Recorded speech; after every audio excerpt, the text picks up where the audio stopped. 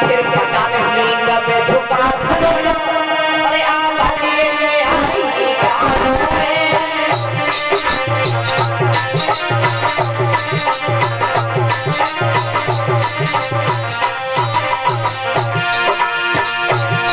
फिर पता नहीं कब झुका धनुष, आवाज लेके आई कानों में।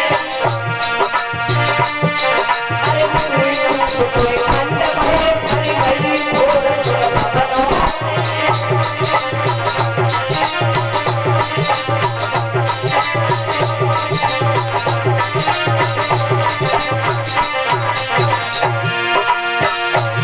फिर पता नहीं कब झुका धनुष, आवाज लेके आई कानों में। अरे धनुष टूट गए खंड भरे भर गई घोर सुरभनों में।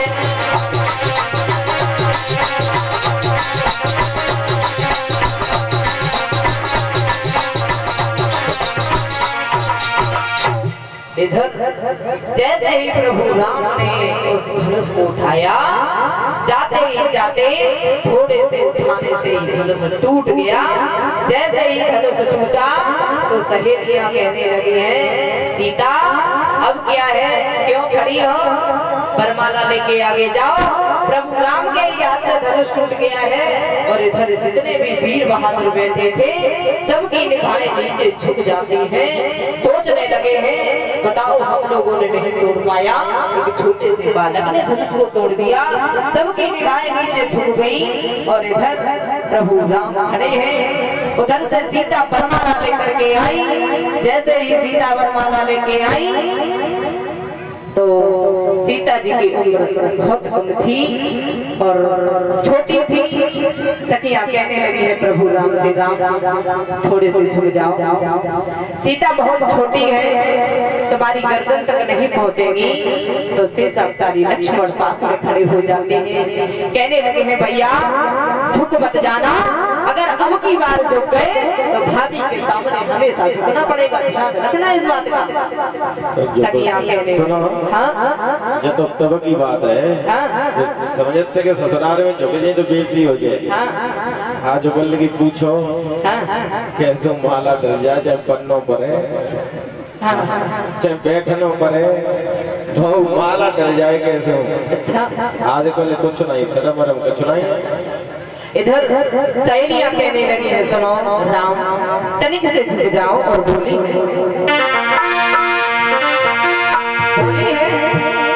कि झुक जाइए तनिक रघुवीर, लली मेरी बारी है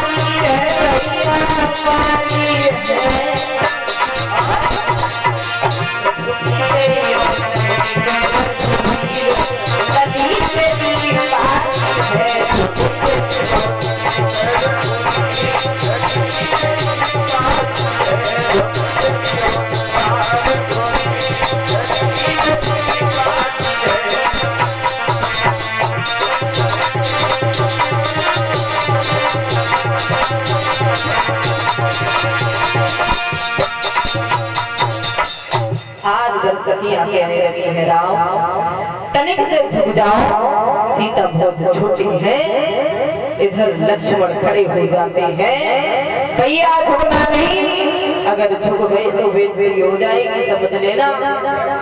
राम खड़े हैं, मुस्कुरा रही है, सीता जी भी देख रही है, सोच रही है प्रभु झुक जाओ। तनिक से झुक जाओ। लेकिन राम जब नहीं झुकी तो सखियां कहने लगी हैं